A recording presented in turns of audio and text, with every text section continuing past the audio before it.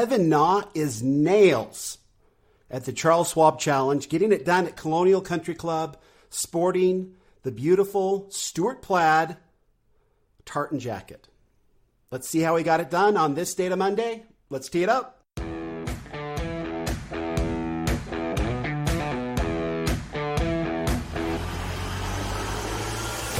Welcome to Data Access Golf, your home for rapid golf improvement.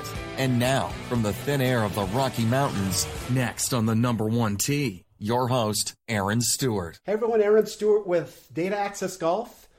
Welcome to the video cast, I guess, podcast and video going on at the same time.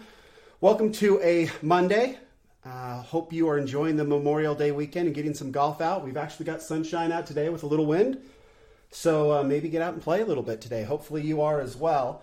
I wanted to jump on real quick. I apologize for my voice. I am fighting a little bit of a cold that began to visit me Sunday morning at about 2 a.m. And so I'm fighting that off, and we'll just power through and see how it goes. I had such a good time watching the tournament yesterday and watching Kevin Na just, he was unflappable. He just kind of plodded along and got it done. And so just wanted to jump in and definitely take time to look at the data that got things done. I've got some exciting news on, you can see here over on my screen here, I'm overlooking some of the design elements for the upcoming benchmark golf app that's going to help us kind of keep track of our game and help us get better. So I'm way excited about it. Noticed a couple things we're going to have to change. I want to add something that helps with the approach shot to make sure that we're playing from the right tees. So we're working those things out, but it's getting super close, and I'm really excited about it. So that will be free to everybody, not going to cost a dime, and hopefully provide some really good value to help us get better at golf and help us use these benchmarks to make sure that we're working on the right aspects of our golf game. So quick introduction for those that are just joining you. My name's Aaron Stewart.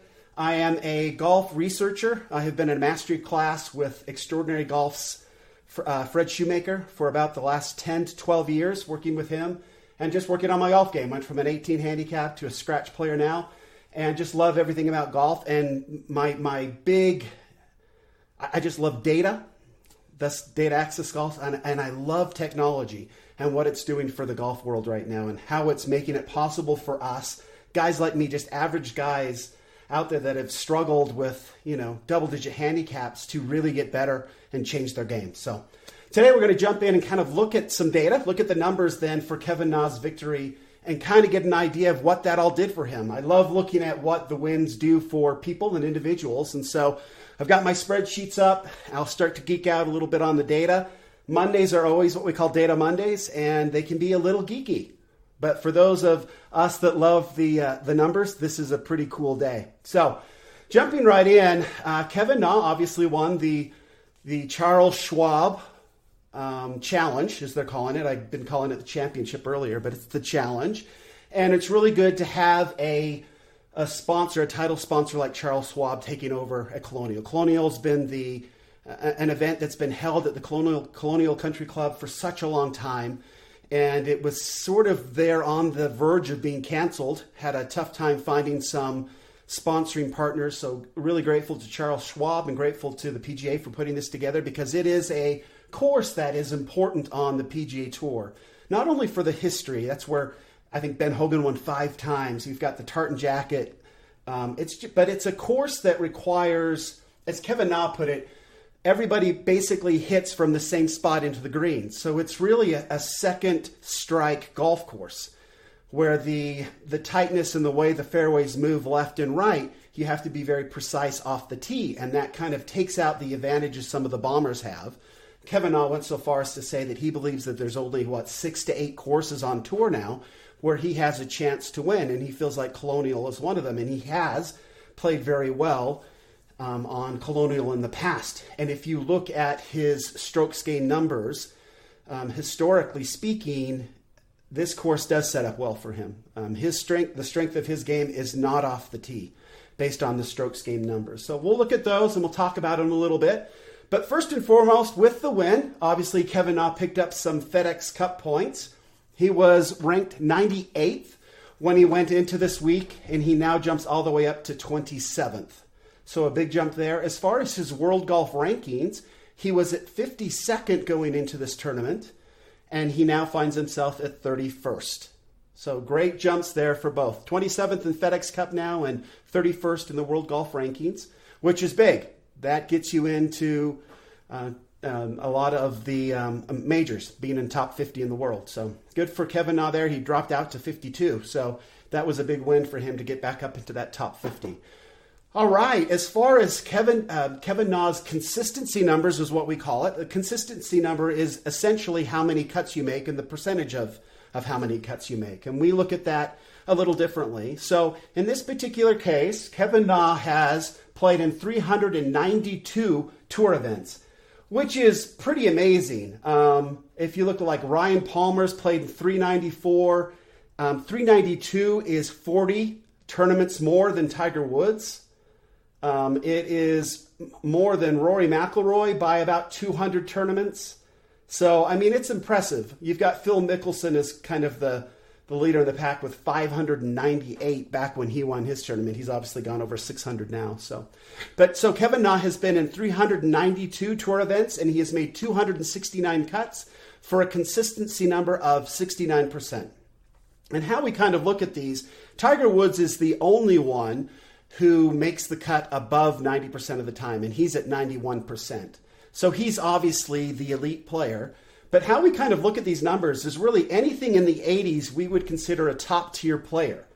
And that would be like a Brooks Koepka. He's at an 83% mark. You're looking at, I already mentioned Tiger Woods, but you're looking at like a Rory McIlroy. He makes the cut at an 87% mark. Francisco Molinari makes the cut at an 80% mark. And Phil Mickelson makes the cut at an 84% mark. Justin Rose makes the cut at an 81% mark. So that would be what you consider as far as their consistency numbers go. Their consistency number goes. Those are elite players. And then you have this level of really the 70s, and Kevin Na's at 69%. So that would be sort of your mid-tier, would be those that make 70% of their cuts. And that's looking at like a Paul Casey, a J.B. Holmes, 71%, a Matt Kuchar's at 73%. So to kind of give you an idea, and then anything below that, we would say that would be kind of a lower tier player whose consistency numbers just don't quite have them up to the same, just playing the same consistent numbers as all the other players. And what we find is the players that make most of the cuts are very, very good in all the benchmark numbers that we're going to review now. And those that struggle making cuts usually have a few of these benchmark numbers where they're very strong, and then they suffer and struggle a little bit in some other numbers. So let's jump to those really quick. And again, for those that are just joining us for this first time, and I know that since we've moved to YouTube, we have a number of new people now joining us. What we've done with our benchmarks is we've created a number of benchmarks based on PGA Tour scores and averages that we now will measure our game against. Now, I'm not taking the top in every category. I'm literally taking the average and a little below average, but essentially still giving us really good numbers so we can measure our performance against these numbers and make sure that we're working on the aspects of our game that are the weakest. And then we're not wasting time like hitting 100 7-irons because we know we can hit the 7-iron really well. There's definitely time for that. I mean, I love to hit 7-irons. Sometimes I just love to hit the wedge. And so when we're out there for just enjoyment on the range, maybe that's what we do. But if we're out there to work on our game, let's make sure that we're working on the parts of our game that are the weakest so we can improve. That's been a big key to how I've been able to improve from 18 down to scratch, is making sure that I'm working on the parts of my game that are the weakest. So we're going into the benchmarks, and we're going to compare Kevin Na's tournament performance versus his 2018 numbers for the entire year, and just kind of see how they match up to our benchmarks and see if we can identify the parts of his game that were actually quite a bit better this week and the parts of his game where probably he should work on them based on our numbers here. So first we start with driving accuracy, and for the week, Kevin Na hit 61% of his fairways this week, which his average for 2018 is 64%. Much of the it's not a strong part of Kevin Na's game anyway, but Colonial Country Club is tight. It has tight fairways, and you really have to move the ball both ways. So seeing his driving accuracy drop a little bit right there is really not much of a concern. As far as our benchmark goes, it's 55%, meaning that we should be hitting in our own games 55% of our fairways. And if we are, we should feel like our driving game is actually pretty good. Okay, and we don't need to work on it as much. And for those that are joining us fresh and new, those on the PGA Tour who hit less than 55% of their fairways, Rory McIlroy, Phil Mickelson, and Tony Finau. Okay, so these numbers are legitimate. 55% is a solid number off the tee. Okay, greens in regulation. For the week, Kevin Na hit 78% of his greens, which is truly amazing when you consider that his driving accuracy was 61%. They had some pretty good rough there, and those greens are small. So 78% of his greens in regulation. His typical average for 2018 was 65%. So 78%, 13 points higher on a course that is tight and has small greens is fantastic. That's definitely where Kevin Na got the job done, right? And we'll see that in his strokes gained numbers as well. Sand saves. Typically, Kevin Na gets up and down from the sand 67% of the time. This week he did 61%, so pretty similar. As far as benchmarks go, he's still quite a bit above our benchmark. Our benchmark for getting out of a sand trap is 45%. So he was well above that. I guess we should talk about the green and regulation benchmark. I'm sorry, I missed that. So our green and regulation benchmark is 65%, which is where Kevin Na is for 2018. And he was 78% for the week, so quite a bit above our benchmark for the week. But that would be the first thing where we look at it and kind of go, okay, maybe greens in regulation. So approach shots would be where Kevin Na could work on his game. He's right at that benchmark. You wouldn't want to go below that. Okay, his strokes gained putting numbers. These aren't numbers that we can follow because these are numbers against the field, but they are interesting to see if they did well on the green this week and if that was where they improved. He averaged 1.758 strokes gained on the green, which is amazing.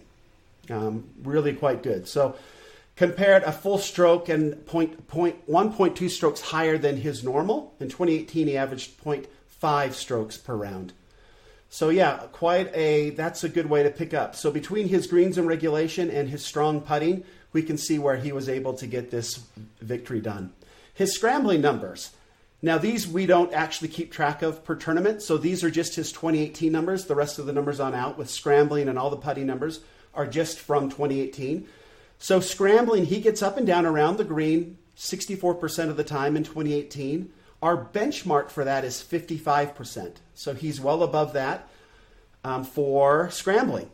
We wouldn't have him work on that around the green right now. We'd have him focusing on his greens and regulations. His green and regulation number. Okay, putting from 20 to 25 feet.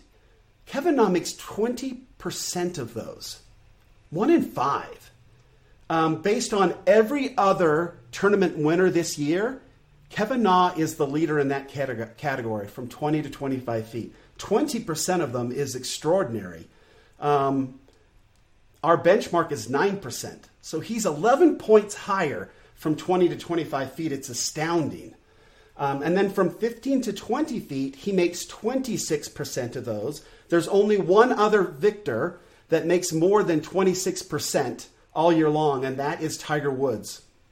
Amazing. So Kevin Na, amazing from 15 to 20 feet as well. Our benchmark is 17%, so he's 9 points higher than our benchmark. Extraordinary. Okay, putting from 10 to 15 feet, Kevin Na makes 33% of those putts. Our benchmark is 28%, so he's 5% above that. Those that make less than 28%, Patrick Reed, Keegan Bradley, and Francesco Molinari, just to name a few. And then this is the one that was interesting to me. So from 5 feet is one that we like to look at, and it's one that we talk about a lot here at Data Access Golf. But from 5 feet, Kevin Na makes 79% of his putts. Our benchmark is 80%. So he makes 1% less from 5 feet. And what we've talked about and why we focus on 5 feet so much here at Data Access Golf is if we can just practice as amateurs, we don't have a lot of time to practice. So if we just practice on our 5 footers, 5 feet and in, and we become super good at 5 feet and in, where we feel like the hole is massive and we can't miss from 5 feet and in, and then we practice lag putting to try to get the ball somewhere within a 5-foot circle of the hole, then we've taken a lot of the craziness out of putting, right? If we make our 5 footers, we take a lot of that out. Kevin Na obviously has practiced on his 20 to 25 footers. I mean, from 10 feet out to 25 feet, he is well above our benchmarks. But when you get to 5 feet, he is 1 percentage point below. So we would say, look, Kevin, for as far as your game, work on your 5 footers. And then if you want to work on something else at the range, definitely work on your approach shots, because that's where you have, you've butt up against or below the benchmarks. So anyway, so that's really cool there. Putts per round, Kevin Na averages 28. Obviously, our benchmark is 30, so we want anything less than 30. Those who don't make less than 30 on the PGA Tour at this time, Jason Kokrak, Patrick Cantlay, and Gary Woodland, to name a few. Okay, so hopefully that is pretty helpful. As far as Kevin Na, how he got it done, if we looked at his stroked gains numbers. So off the tee, he picked up 2.3 strokes on the field, which is, for somebody whose driving game isn't the strength of his game, if you look at his strokes gain numbers, he actually loses, or he's actually average or loses to the field usually in tournaments. So to pick up 2.3 strokes on the field off the tee was huge for Kevin Na. And that kind of gives you an idea. He was below in his driving accuracy numbers, but still picked up on the field for being below his averages, his driving accuracy average. That kind of goes to show us how difficult Colonial is off the tee. Very tight. His approach to the green, where he has been weak, but showed a remarkable increase of 15 points this week, he gained 8.3 strokes on the field, his approach to green. So that is amazing, right? That is where he was far and away better than everybody else. And his around the green numbers, where he was more than sufficient, above our benchmark numbers for 2018, he actually lost 1.4 strokes to the field around the green and had a hard time getting up and down when he missed the green. Fortunately, he actually hit a lot of greens. So the weakness of his game this week didn't have to really rear its ugly head because he hit so many greens. Putting, he picked up 7 strokes on the field. Amazing. So tee to green, everything except putting, he picked up 9.2 strokes on the field, and then throw in his putting of 7 strokes on the field, and that gives us his total strokes gain number of 16.3 strokes on the field, which is awesome. Obviously, we talked about the number one strokes gain total for the entire year is Dustin Johnson at 20.4, and second place was that dominant performance by Brooks Koepka in the PGA Championship at 18.5 strokes on the field. So cool. There's some more numbers there. It was fun. I mean, Kevin Na he just was nails, right? He was just tough this week, just mentally tough. And I know I shared some experiences with him. I followed him and had such a hard time watching how his dad interacted with him and acted with him when he missed shots. And so you kind of wonder about that. At least I do. And so when I saw there's pictures all over the internet of his little girl running to him and the look on Kevin Na's face and how excited he was. And for me, that's pretty much it. You know, to see the family celebrate together is, for me, it's the coolest part of watching that. I love the numbers. I love all of that, but the emotion, what it means for the family, all of that. We're going to get into the cash now, and it can get a little ridiculous, obviously, but that's the part that's fun to see. A dad and his daughter. I've got a daughter. I just love that part of it. So very, very cool. Okay, so let's look at the money. What we like to do is we take the money that they win and we divide it by the number of strokes. We do a couple different things with it to kind of give us an idea of just how much crazy money is in this game. So for his victory, Kevin Na picked up a nice little chunk of change of $1.314 million. And he did that. He won the tournament with 267 strokes. So that means that in a 4-day tournament, he made $328,500 per day. That was his wage, his daily wage, right, for 5 hours of work. His per hour of 5 hours a day is $65,700, right? So I don't know. That per hour rate is pretty solid. The highest that we've had all year long is at the Players' Championship. Rory McIlroy made $112,500 per hour. Whew, that's some good cash right there. Okay, so per stroke, he used 267 strokes to get the win. So that's $4,921 per stroke is what he made. And then we like to kind of look at career money. So that win put him over $30 million for his career, which is incredible. To think of Kevin Na making $30 million it's amazing, right? He has made 269 cuts. So that is a per cut money rate of $112,107. So every time Kevin Na makes a cut, he averages $112,000. So kind of fun to think about. Really a great tournament, a great win for Kevin Na. He has been,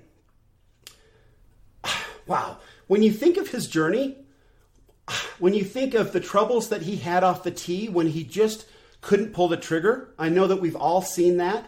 That is probably still some of the most disturbing golf footage ever recorded.